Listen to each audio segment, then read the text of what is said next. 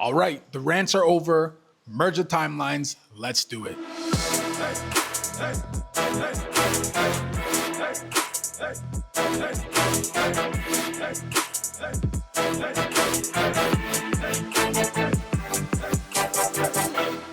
So back to the Merge the Timeline series. Today we're talking about something very, very simple. Quick video to get back in the groove of things. So we're talking today about Sebastian and Essai and Zach.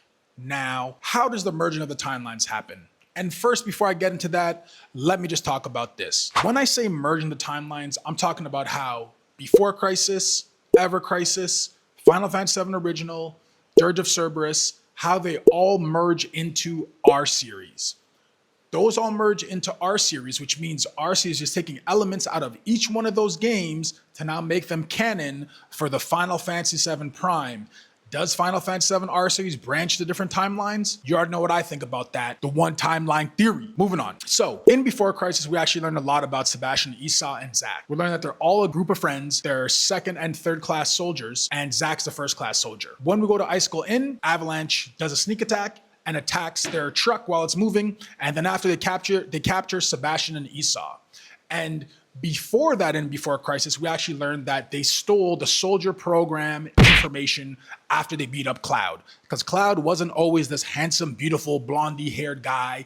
He was weak, he got beat up, was supposed to protect the doctor, but wasn't able to protect her and gets saved by shotgun, unfortunately for him. So what happens next? Sebastian and Essai, they get captured, and Fajito, who's one of the leaders of Avalanche. So we got Sears, Fajito, and Elfie. Those are essentially the leaders of Avalanche before talking about their secret donor. So what happens next is that Fajito uses the technology to essentially brainwash and turn Sebastian and Essai against Zach. And one of the key messages in all of Crisis Core is that soldiers are monsters. If you don't believe me, check out how Angel talks about becoming a monster, Genesis talks about becoming a monster, and Sephiroth talks about becoming a monster. Finally, even Zach is attacked as a monster by one of the Shinra mechs, which shows us that even the Shinra military is identifying something in the Genova cells or something in Zach that makes him appear to be a monster. And what does Zach tell us in Before Crisis after he fights Sebastian and Essai? He says, "Before you were human, and now you're monsters, and I have no problem defeating monsters." Which is exactly the same stuff he told us when he fought Angeal. He could not fight Angeal because he's his best friend, but he could fight Monster Angeal because he's a monster, making it clear that Zach will only fight monsters. And for a lot of people, they seem not to understand that Zach could not defeat Angeal if it was a one-on-one. But Zach can defeat Monster Angeal after Angeal tells him, "I've become what I've sworn to fight against," and goes against his essential promise, or what his dream is, to defeat all that create harm. So Angeal turns into a monster, Zach slashes the monster down, and he does the exact same thing to Sebastian and Essai.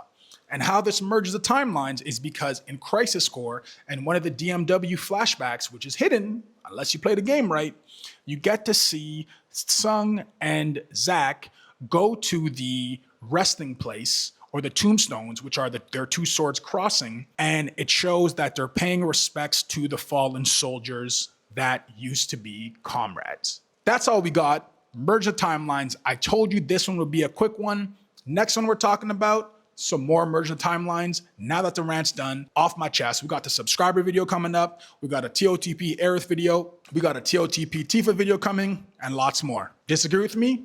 Let's argue about it in the comments. Catch you on the next